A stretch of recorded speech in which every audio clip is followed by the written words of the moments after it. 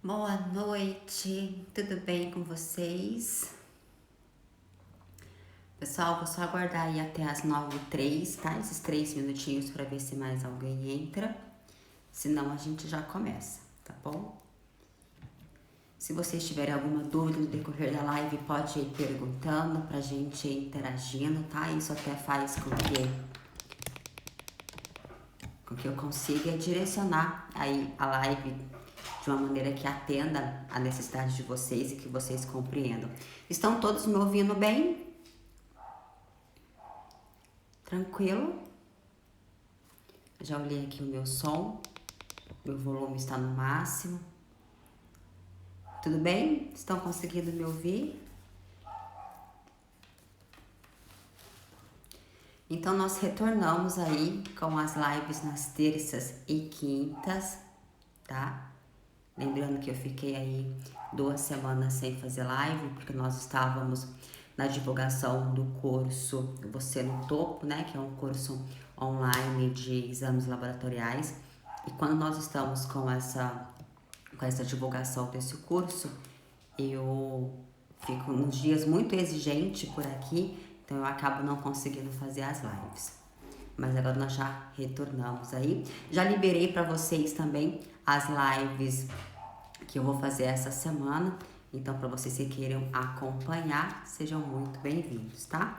E eu também coloquei alguns posts com sugestões de live para vocês. Então, se vocês tiverem aí dicas, sugestões de um tema que vocês gostariam de ouvir, né, pra gente debater, conversar, um caso clínico pra gente trocar uma ideia, só manda aí inbox, tá? Que a gente se organiza e faz essa live aí para conversar sobre isso. Tudo bem? Vamos aí aguardar um minutinho e a gente já inicia. Só para ver se mais alguém participa. Como é que tá de calor aí na cidade de vocês? Aqui em São Paulo hoje, gente, tá demais. Muito, muito quente. E eu fico pensando como que nós, seres humanos, somos engraçados, né? Quando tá frio, a gente reclama do frio. Quando tá calor, a gente comenta que tá muito quente, né? Mas a minha casa, em especial, ela é muito quente. É um sobradinho. E quando a gente sobe, assim, as escadas pra ir pro segundo andar, o calor já vem encontrar com a gente no meio do caminho, sabe? É um mormaço terrível. Em contrapartida, quando a casa esfria também no inverno, é uma casa bem gelada. Enfim, gente, já são 21h03. Quem entrou, né? Então vamos começar. Então hoje eu quero conversar com vocês sobre o ácido úrico, que é um exame pouco solicitado assim para nós profissionais estetas, não é comumente solicitado. E ele é muito importante porque ele consegue nos passar parâmetros que são assim de extrema importância para nós. E o ácido úrico, ele tem assim, ele vai em dois perfis, em 2 níveis. Se ele estiver muito baixo, ele é ruim para nós. E se ele estiver muito elevado, ele também é ruim para nós. Então, o ácido úrico, ele é importante, ele é necessário. E a intenção é que vocês compreendam aqui no decorrer dessa live sobre o melhor sobre o ácido úrico, mas o ideal é que ele tenha níveis aí fisiológicos, para que ele possa ser bom e não possa ser ruim pra gente. Então nós vamos falar um pouquinho dele, do porquê que ele é ruim, do porquê que ele é bom e principalmente do porquê que para nós profissionais estetas é interessante a gente fazer aí a dosagem, averiguar isso nos nossos pacientes, tá bom? Então o ácido úrico, gente, para começar, por que ele aumenta no nosso corpo, né? Vamos pensar primeiro na elevação, porque é mais comum nós termos pacientes aí que se reclamam de dores na articulação, de estar inchaço, e nós estamos tendo cada vez mais pacientes gotoso, né? Quando eu falo paciente gotoso, não é gostoso, é paciente gotoso. O paciente que tem um acúmulo de ácido úrico, ele desenvolve uma patologia que se chama gota. E essa gota, no popular aí na patologia, dentro da patologia, a gente chama de paciente gotoso, tá? Então, algumas vezes que vocês conversarem com alguém e ouvir essa expressão, vocês não entenderam errado. Não é paciente gostoso, é gotoso. E cada vez mais nós temos pacientes aí que estão aí com esse excesso de ácido úrico. Então, o que que aumenta aí o ácido úrico? A primeira coisa é a alimentação. Então, nós temos assim, vamos por parte. Nós temos a parte primária e a parte secundária desse aumento de ácido úrico. A parte primária se dá a fatores genéticos. Por algum motivo, esse paciente, por herança genética, ele acaba tendo aí uma facilitação do metabolismo de produzir mais ácido úrico. E aí isso não é tão comum. Então essa parte primária dessa elevação de ácido úrico não é algo que acomete muito as pessoas. A causa secundária é a causa que mais acomete, é onde que nós vamos mais encontrar problemas e pacientes que têm esses fatores que elevam e que fazem com que o paciente tenha essa elevação do ácido úrico, que são mais alimentação. Então, quando o paciente tem uma ingestão muito grande de carne vermelha, de álcool, frutos do mar, e de uma maneira geral de alimentos inflamatórios, né? Os alimentos inflamatórios que eu costumo falar são derivados de leite, o glúten e o álcool. E aqui o que entrou é o excesso de carne vermelha. Esses excessos desses alimentos produzem purinas. Essas purinas, quando elas têm uma elevação aí na corrente sanguínea, elas sofrem várias reações, vários metabólicos e transforma isso em ácido úrico. E aí assim, o ácido úrico, ele é uma molécula positiva e ele é insolúvel. Ou seja, o nosso corpo tem dificuldade em pegar esse ácido úrico que está se acumulando e liberar e eliminar ele. Então, com a tentativa de tentar eliminar esse ácido úrico que tem uma carga positiva, ele se une ao sódio. E, aliás, né, o ácido úrico tem uma carga negativa, desculpa, eu errei, e o sódio tem uma carga positiva. Então, quando uma negativa se encontra com uma positiva, que ele se une, na verdade, ele se neutraliza e transforma aquela molécula um pouco mais solúvel, sendo teoricamente um pouco mais fácil para o nosso organismo eliminar. Agora, o que acontece? Quando esse ácido úrico ele se transforma, ele se une aí com o sódio, ele se transforma em urato de sódio. Esse urato de sódio, ele forma um cristal. Para quem é biomédico que já fez algum exame de urina, assim, que analisou um exame de urina, consegue verificar alguns cristais na urina. Então, muito desses cristais, eles têm formato de lâmina, né? O urato de sódio, ele não é muito diferente, ele é um cristal que a gente consegue visualizar ele na urina numa certa quantidade, num valor aí normal, só que por algum motivo ele tem uma facilidade de acumular nas articulações. Então ele tem um tropismo pelas articulações, até anotei para eu não esquecer: joelho, cotovelo, tornozelo e o hálux, que é o dedão do pé.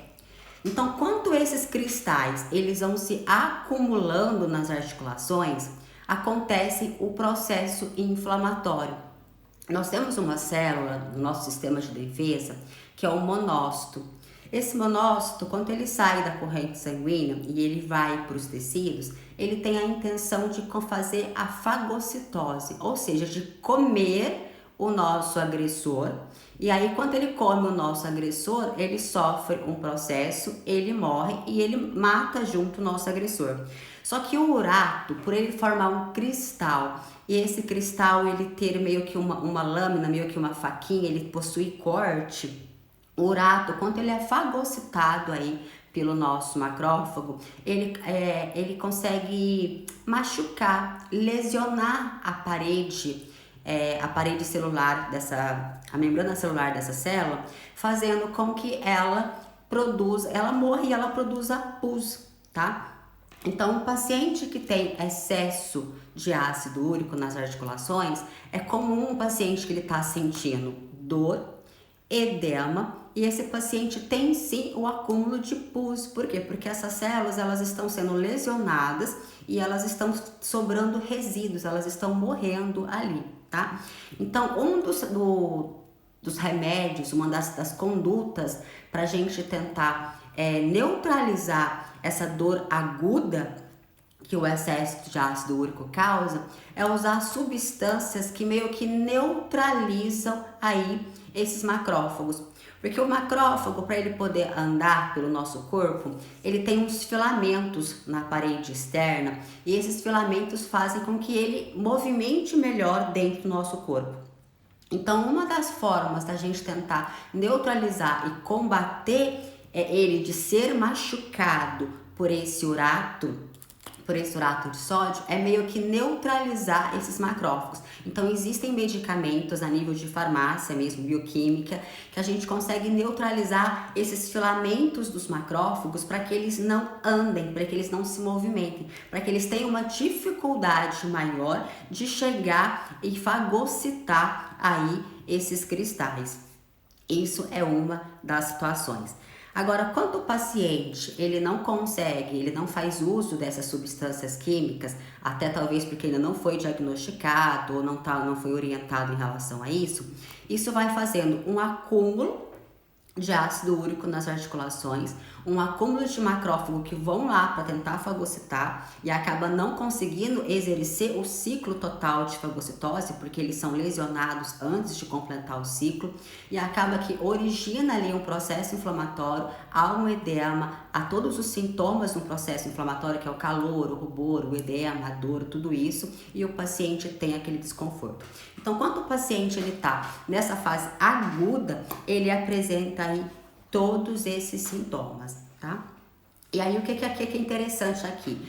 Quando ele tem essa parte aguda, que tem o processo inflamatório, ele acaba tendo mais acidose, ou seja, o nosso corpo ele fica mais ácido para tentar combater aquela situação.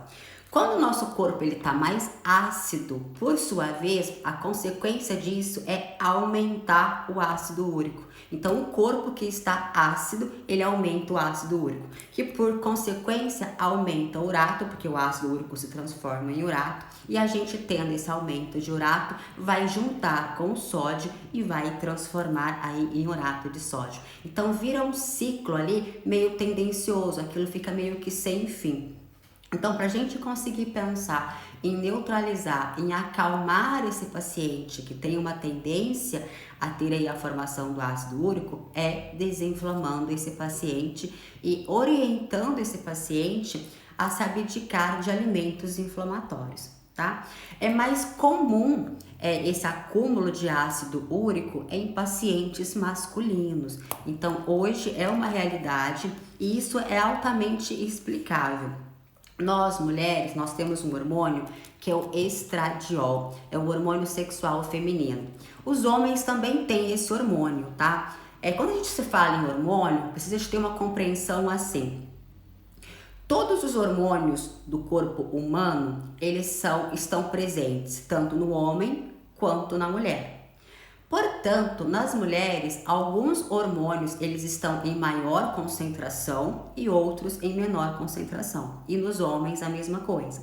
E são esses hormônios que estão em concentrações diferentes que fazem com que a gente tenha os caracteres femininos ou os caracteres masculinos, tá? Então, quando eu falo assim, estradiol é um hormônio sexualmente feminino, é porque ele está em maior concentração na mulher. Mas eu não estou querendo dizer que homem não tem. Homem tem, mas em concentrações fisiológicas e baixas, tá? Então, a mulher, ela tem o estradiol. E esse estradiol, ele protege as células, as paredes celulares do macrófago. Então, quando a mulher, ela tem aumento de ácido úrico, esse cristal que forma, ele consegue agredir menos o macrófago. Então, se ele agride menos esse macrófago, o que acontece? A mulher não tem tanto um processo agudo, tão atiçado, tão visível como se fosse um homem. Então, as mulheres que geralmente começam a ter problemas de gota, mulheres que geralmente são gotosas, são mulheres que já entraram na menopausa. Porque na menopausa há uma diminuição desses hormônios sexuais femininos. E uma vez que nós temos o declínio desses hormônios, essas células elas começam a ficar mais expostas e mais vulnerável a esse processo inflamatório.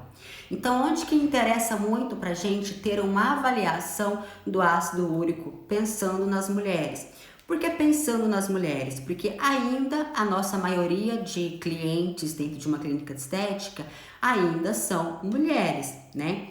Eu acho que 90% aí da nossa realidade ainda são mulheres. Então, por isso que é interessante a gente pensar num paciente menopausado. Claro que o nosso sonho, meu sonho de consumo pelo menos, é que todas as pessoas menopausadas, elas tivessem orientação e condição financeira para fazer a sua reposição hormonal. Nós já conversamos sobre isso em outras lives, é extremamente importante. Mas o que eu quero que vocês entendam. Pacientes menopausadas em clínica de estética é muito frequente, é um público-alvo extremamente importante para nós, porque as mulheres geralmente são mulheres que já estão aposentadas, são pessoas que já têm um pouco mais de dinheiro, que já estão com a vida mais resolvida, então é um número de pacientes alto que nós temos. Eu atendo bastante pacientes aposentados, então eu acredito que vocês também atendam. Aposentado não, desculpa, menopausadas, tá? Então o que acontece? Vocês têm que ter esse discernimento de pensar que se o paciente começou a ter inchaço nas articulações, começou a ter dor nas articulações, é um paciente que consequentemente está inflamado e pode ser por causa do ácido úrico. E esse paciente, se tiver o aumento de ácido úrico, ele vai desencadear uma inflamação. Essa inflamação vai fazer com que o paciente tenha mais dermatite, mais disfunção de pele. Lembrando que uma paciente que já está menopausada, que tem declínio aí dos seus hormônios sexuais, consequentemente a pele já vai estar muito mais fragilizada. Então, uma pele mais fragilizada por causa de todo o ciclo de envelhecimento natural, mais ainda a inflamação causada pelo ácido úrico vai fazer com que a paciente tenha uma perda de colágeno muito maior, uma perda de elastina muito maior, ela vai ter tendência a ter diferentes tipos de dermatite, porque a pele vai estar mais ressecada por causa do declínio hormonal. A inflamação vai fazer com que ela tenha mais disfunções. Então, precisa de compreender esse ciclo para que a gente consiga fazer com que o nosso paciente menopausado tenha menos disfunções de pele. E se nós não compreendermos todo esse processo, fica difícil a gente pensar no porquê. E se nós não sabemos o porquê, nós não conseguimos resolver, solucionar. Então, às vezes vocês vão pegar pacientes, e é muito comum, pacientes que estão com todos os sinais e sintomas de ser um paciente gotoso e que ainda não foi diagnosticado. Então, cabe a nós termos também esse bom senso e começar a juntar aí os processos, tá?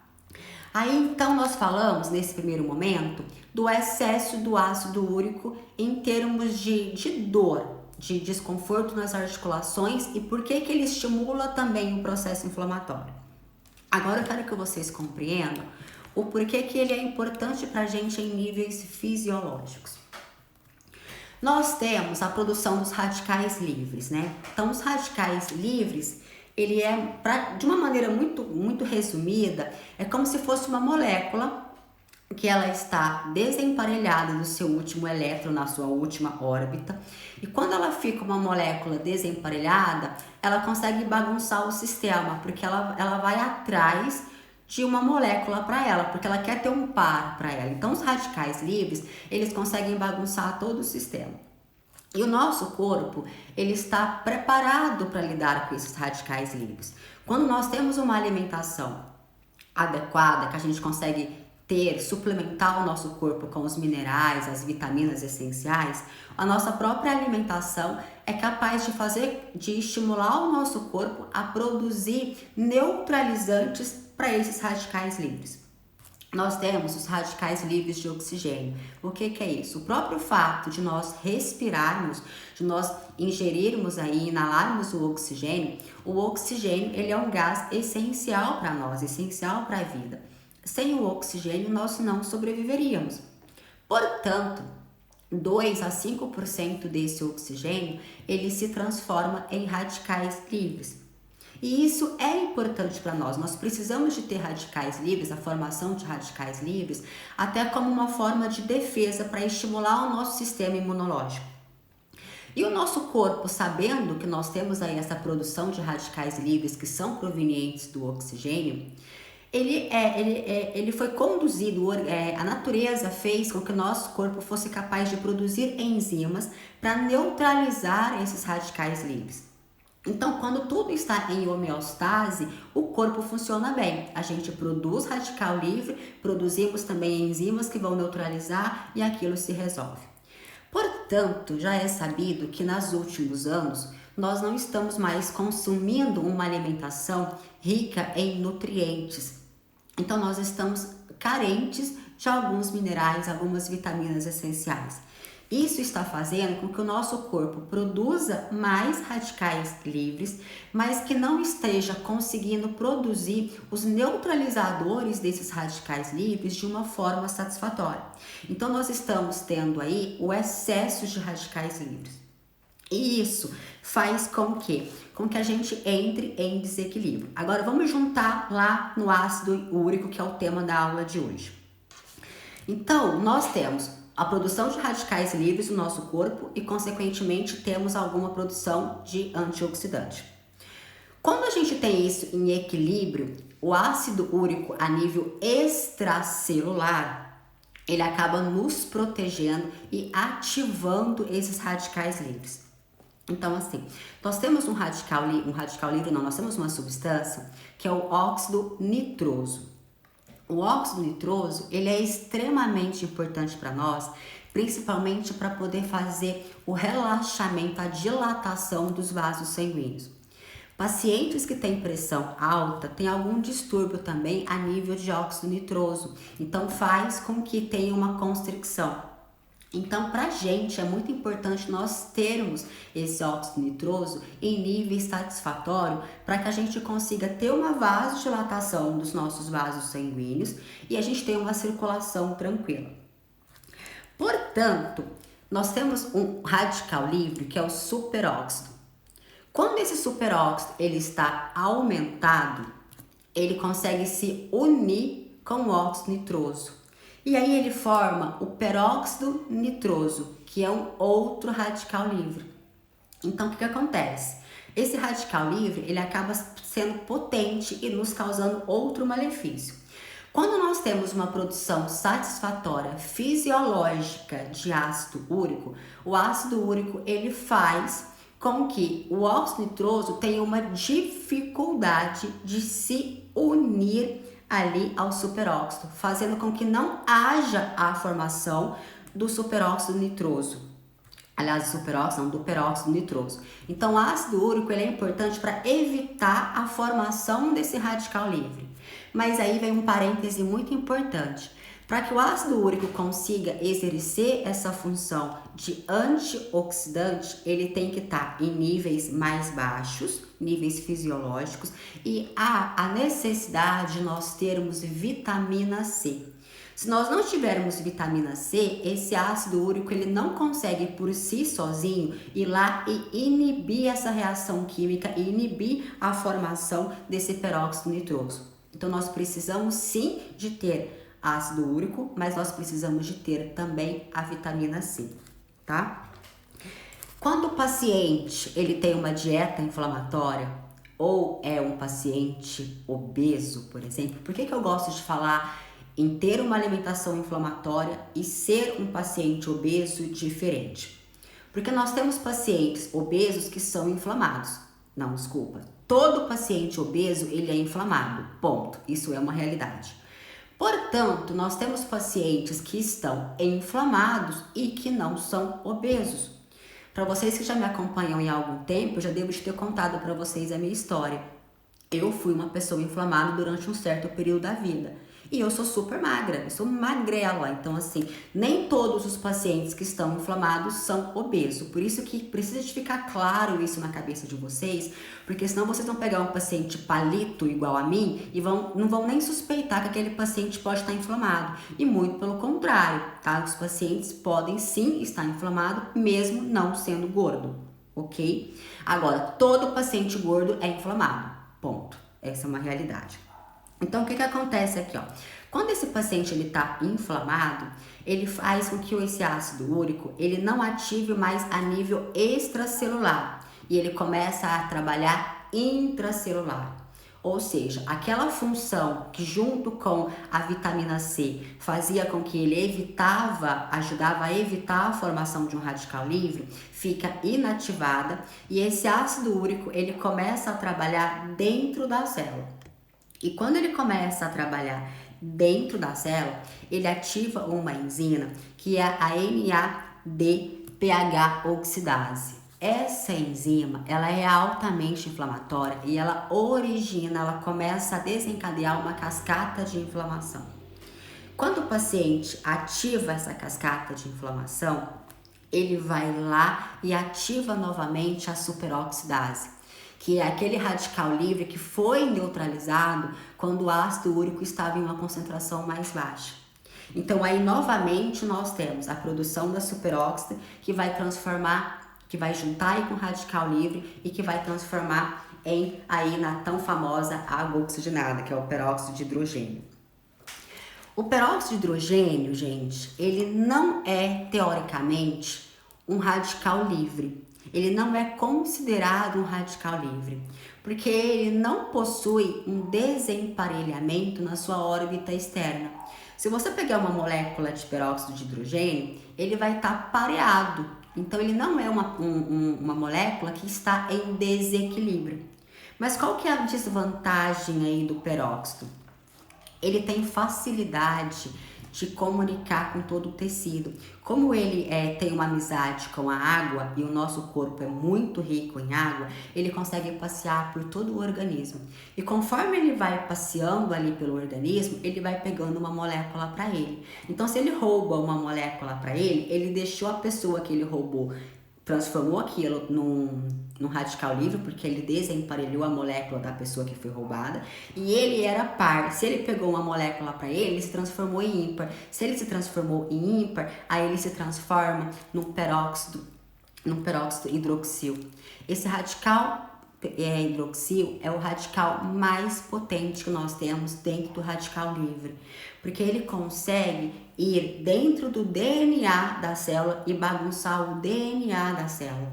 Então, a partir do momento que nós temos a formação desse radical hidroxil, aí sim nós começamos a ter doenças mais agressivas.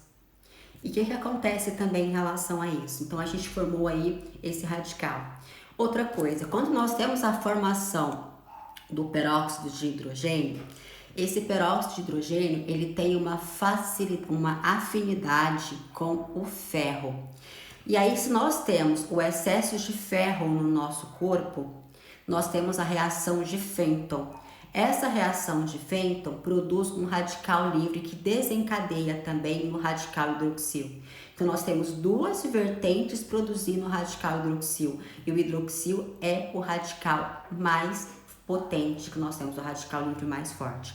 Então, vamos só compreender, por que o ácido úrico, então, ele passa a ser um marcador inflamatório quando ele está elevado?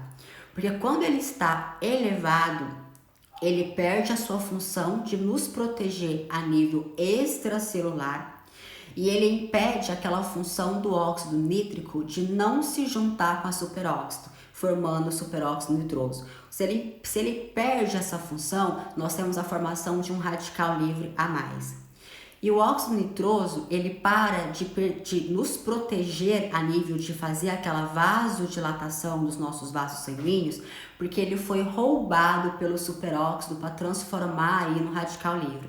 Então, qual que é o problema? O paciente vai estar inflamado, vai ter excesso de radical livre e ele perdeu a facilidade, ele diminuiu a facilidade de ter uma vasodilatação. Então, esse paciente vai começar a ter uma pressão alta. Se o paciente tem a elevação de uma pressão alta, ele começa a traumatizar as suas artérias. As artérias, quando elas estão traumatizadas, o corpo libera ali, para cicatrizar aquela lesão da artéria, ele libera colesterol e cálcio para tentar cicatrizar, para tentar proteger onde que foi agredido. Com a formação de colesterol e cálcio, a gente tem as placas de ateroma e isso pode desenvolver aí uma doença cardiovascular. Então isso é um agravante do ácido úrico, um apenas. Aí tá, o paciente está inflamado, então ele para de nos proteger extracelular e ele começa a nos atacar intracelular. Porque aí ele faz com que a gente tenha uma facilidade maior de produzir alguns radicais livres que vão se originar no hidroxil. E aí o paciente tem também, se porventura tiver o excesso de ferro, a gente tem a formação do fênton e esse fênton vai fazer com que o paciente tenha mais produção de radical hidroxil. Então, por que tanto o ácido úrico e o ferro e a ferritina elevada, elas são marcadores inflamatórios? Quando nós temos o excesso de ferro e a ferritina, ela é aí uma molécula que armazena o ferro. Então, quando nós temos essa alta concentração, nós podemos sim ter maior produção de radicais livres de hidroxil. Por isso que é importante que a gente mantenha aí tanto a ferritina do nosso paciente quanto o ácido úrico em concentrações mais baixas, tá? E aí, só para lembrar, quando nós temos aí a formação da superóxido dismutase, a gente tem radicais livres também que são produzidos pelo nosso corpo para neutralizar isso. E nós temos também algumas substâncias que podem ser usadas para tentar inativar essas reações antes que o corpo produza aí o radical hidroxil. Dentro dele nós temos a catalase, que quebra a peroxidase, e nós temos a glutationa peroxidase, que ela inativa, aí tenta inativar a produção de fênton. Mas para a gente ter aí a produção da glutationa, nós precisamos que o nosso corpo ele tenha algumas substâncias importantes. Dentro dela nós precisamos ter a glutamina, a cisteína e a gliceína. São 3 substâncias importantes que são derivadas da metionina. Ou a gente dá para o nosso paciente esses 3 nutrientes, ou pelo menos a metionina. Quando um paciente tem, gente, anota aí que isso é importante. Quando um paciente tem aumento de ácido úrico e tem também o aumento de ferritina, é praticamente certeza que esse paciente está tendo um problema hepático. E se o paciente está tendo um problema hepático, ele evolui para umas coisas mais graves. Aquilo vai complicando, porque o corpo ele é um ciclo, o corpo ele é um quebra-cabeça onde as pecinhas vão se juntando. Nós temos um ciclo que ocorre no nosso corpo que chama metilação. Esse ciclo de metilação ele é muito importante para o nosso organismo. E quando esse ciclo não acontece de uma forma satisfatória, nós temos também aí o aumento da homocisteína. A homocisteína em níveis elevados, ela faz com que os nossos vasos sanguíneos eles fiquem mais fragilizados. Então, tudo já está favorecendo o paciente ter aí uma inflamação que vai acometer uma doença cardiovascular. Mas ainda a inflamação do fígado que vai dificultar o ciclo da metilação. Se nós não temos o ciclo da metilação de uma forma satisfatória, aumenta a homocisteína. Homocisteína aumentada aumenta a inflamação. Inflamação aumenta ácido úrico, aumenta as citocinas que o nosso corpo libera, consequentemente aumenta mais a inflamação. Então vira um ciclo, inflamação aumenta, aumenta a inflamação. Tá? Então isso fica aí um ciclo tendencioso. É muito importante também para a gente ajudar esse paciente a metilar de uma forma satisfatória, a gente suplementar esse paciente com selênio, dar metionina para esse paciente para favorecer aí esse ciclo e consequentemente ir anemizando isso. Tá, ok. Então vocês pegaram aí um paciente que vocês conversaram com ele durante a anamnese e vocês perceberam que pelos sinais e sintomas desse paciente, ele pode ter sim as características de um paciente que está acumulando ácido úrico. O que você vai fazer em relação a isso? Primeira coisa, você vai dosar o ácido úrico desse paciente para verificar se eles estão em nível satisfatório ou não. Somente o ácido úrico. Se o paciente tiver convênio, vocês aproveitem e peçam algumas coisinhas a mais. Se o paciente não tiver convênio e ele tiver que fazer pelo particular sai mais caro. Então, nós temos que ajudar esse paciente também. Então, a gente pede um pouco menos de exame. Mas eu acho de extrema importância pedir sempre um hemograma para a gente verificar o nível de inflamação desse paciente, porque nós conseguimos ter isso através de um hemograma. Ácido úrico é muito importante porque eu preciso que esse paciente tenha valores fisiológicos de ácido úrico. Então, se eu quero pensar num tratamento para rejuvenescimento e eu preciso de combater os radicais livres, eu tenho que ter ácido úrico numa concentração fisiológica para que ele me ajude a evitar a formação de alguns tipos de radicais livres. Então, isso para mim é importante.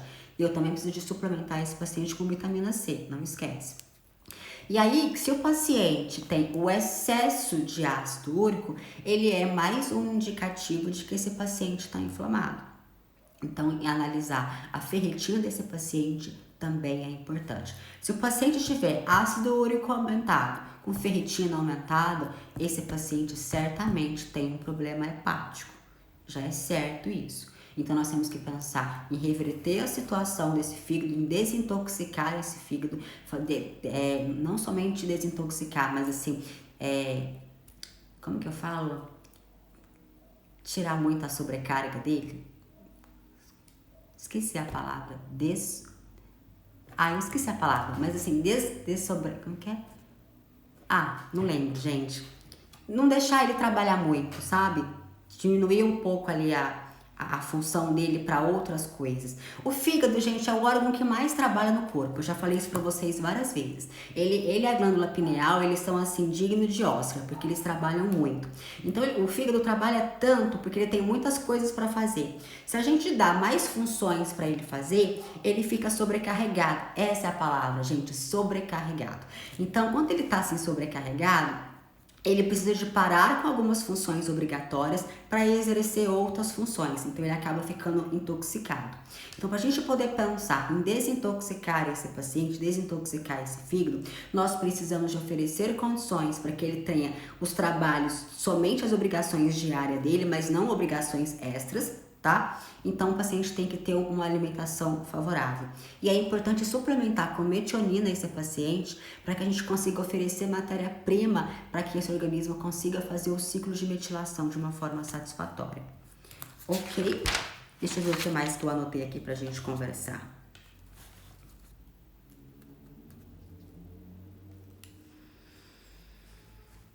Somente isso que eu anotei pra gente conversar. Nutrientes importantes, isso aqui é interessante, ó. Então, a vitamina C, eu preciso de vitamina C para que o meu corpo não produza, não converta o ácido úrico em urato, tá? Porque se eu tenho aí o aumento da conversão de urato, eu vou ter o aumento do urato de sódio, que são aqueles cristalzinhos que vão machucar os meus macrófagos e vai causar o processo inflamatório. Então, é importante ter a vitamina C. Outra coisa, zinco, manganês e cobre é muito importante para a gente ter um antioxidante produzido pelo nosso corpo, que é o superóxido desmutase. Esse superóxido desmutase, ele vai evitar com que o nosso corpo que as moléculas se unem ali produzindo aquele radical livre que é o superóxido nitroso. Tá? Então é importante ter esses 3 nutrientes, vou repetir, zinco, manganês e cobre. Se nós não tivermos esses 3 nutrientes, o nosso corpo não produz superóxido desmutase. E lembrando que essa é uma enzima extremamente importante porque ela vai neutralizar um radical livre para o nosso corpo muito comum e que é proveniente do oxigênio. Ou seja, cada vez que nós respiramos, nós estamos produzindo esse radical livre. E a única maneira de neutralizar ele é com a superóxido desmutase. Mas para isso precisamos de ter magnésio, cobre e zinco, tá? E aí nós temos que ter também a glutamina ou a metionina. Eu até prefiro a metionina, porque a metionina já tem todos esses minerais juntos, tá? Mas se não, pelo menos a glutamina, porque a glutamina vai ajudar com que a gente forme aí a glutationa peroxidase para combater outros radicais livres. Suplemento o paciente em relação a isso é importante. tá? Então, por isso que vocês veem muitas pessoas também comentando que fazem o uso da glutamina. Certamente vocês já ouviram falar assim, a glutamina é bom para imunidade, né? A glutamina ela é muito boa porque ela ajuda a gente a fazer aí a formação do ciclo de metilação, que é importante para nós, e ela ajuda a gente a ter matéria-prima para o nosso corpo por si só produzir aí um antioxidante que é endógeno, que é do nosso próprio corpo. Ok? Dúvidas? Compreenderam aí um pouquinho sobre a importância do ácido úrico ou ficou muito tenebroso?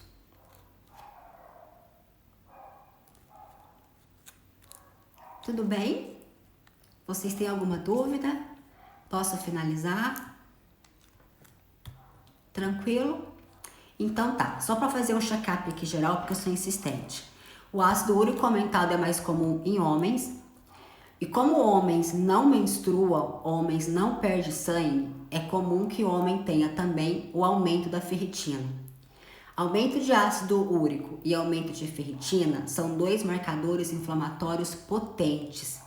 E esses dois marcadores, eles acometem também o fígado, tá? Nós, profissionais estetas, atendemos muitas mulheres. Nosso público-alvo maior ainda são mulheres. Pessoas mais jovens, mulheres mais jovens, dificilmente, não impossível, dificilmente elas terão aí o aumento do ácido úrico a tal ponto de desenvolver gota. É mais comum vocês verem pessoas gotosas homens do que gotosas mulheres, tá? Isso por quê? Por causa do estradiol. Agora, pensa comigo uma coisa. Mulheres que fazem uso de anticoncepcional a longo prazo, elas entram em menopausa precoce, porque o hormônio do anticoncepcional, ele inativa, ele faz um declínio dos hormônios sexuais femininos. Então, a mulher que faz uso de anticoncepcional, ela tem por si só, por causa do anticoncepcional, um declínio do estradiol. Ou seja, é uma paciente que não tem o hormônio que vai ajudar a proteger aí a parede dos macrófagos. É uma paciente que pode vir a ter, então, um problema de gota mais comum. Quando vocês pegarem pessoas que têm as articulações muito grossas, articulações da mão, o dedão do pé, né, que é o hálux, ou quando tem a dor no joelho, no tornozelo, investiga essa pessoa melhor, conversa com ela. Eu quero bater um papo com vocês qualquer dia desse, eu vou até agendar uma live, porque essa semana uma pessoa me chamou em inbox para relatar umas dúvidas que tinha sobre o paciente. E eu geralmente dou muita assistência às pessoas que me procuram em inbox. E aí eu percebi que a maior dificuldade que esse profissional esteta estava tendo era em fazer uma boa anamnese. Estavam faltando informações muito importantes que iam ajudar a fechar e a ter uma conclusão de diagnóstico. Então eu percebi, através dessa pessoa, que a gente pode sim conversar melhor sobre quais perguntas, como que você vai juntando uma informação com a outra, o que é importante que quando o paciente te dá um relato, o que é importante você desconfiar, você pensar, essas coisas assim, tá? Porque quando vocês têm esse bom senso, essa maestria em juntando as informações, fica mais fácil você direcionar o teu raciocínio para uma certa coisa. Então você consegue focar os exames laboratoriais para investigar exatamente aquilo, você consegue descartar algumas coisas, então isso favorece. E eu percebi que há uma falha nessa anamnese, então eu acho bacana nós trocarmos uma ideia qualquer dia desse sobre o que perguntar na anamnese, como fazer uma boa anamnese. Até porque, gente, a anamnese, ela é o pulo do gato para nós profissionais estetas. Se nós não tivermos uma boa anamnese, nós não sabemos nem quais exames solicitar. E mais, se nós tivermos os exames laboratoriais em mãos, mas não tivermos feito uma boa anamnese, a gente não consegue nem interpretar aquele exame de uma forma satisfatória. Porque assim, os exames laboratoriais, para nós profissionais estetas, eles vão nos servir a níveis de prevenção, né? Eu já conversei bastante com vocês sobre isso. Não é que vocês não vão encontrar pacientes que têm patologia. Não, muito pelo contrário. Vocês vão sim encontrar pacientes que já estão com patologias instaladas e que vocês terão que encaminhar esse profissional, esse paciente para um outro profissional, um médico, um profissional mais competente para tratar aquela patologia, porque nós não vamos tratar patologia, nós vamos prevenir patologias, né? Então, o que acontece? Se a gente não tem uma informação concreta da anamnese, vocês vão ter muita dificuldade em associar aí os exames. Então, acho que a gente tem que sim marcar uma nova live em relação a isso, para a gente bater esse papo. Vão mandando aí inbox, alguns casos clínicos, sugestões, para que a gente junte, porque assim, quanto mais sugestões de caso clínico eu tenho pra gente bater um papo, tem mais assuntos para abordar, né? Então, mandem aí sugestões, tá? Pessoal, dúvidas? Não dúvidas? Como é que vocês estão aí com ácido úrico? Tranquilo? Entenderam então por que o ácido úrico para nós é importante? Principalmente para nós que atendemos mulheres que são menopausadas, ou pela idade ou pelo anticoncepcional, tá? Entenderam também que o ácido úrico causa inflamação, inflamação causa disfunção de pele atrapalha nosso procedimento estético? Entenderam também que paciente que está menopausada, seja por anticoncepcional ou seja pela idade, tem declínios hormonais que favorecem o paciente a ter mais disfunções de pele. Associado com o ácido úrico, potencializa isso, piora isso. Se vocês compreenderam isso, pra mim a live hoje foi show, era essa a minha intenção. Tá bom? Pessoal, beijo pra vocês, fiquem com Deus, até terça-feira. Terça-feira não, terça é hoje, né? Até quinta. Quinta-feira nós vamos conversar sobre triglicerídeo. Eu acho bacana vocês acompanharem, porque triglicérides tem informações importantíssimas aí que vocês precisam ficar cientes, tá certo? Beijos, fiquem com Deus, até a próxima.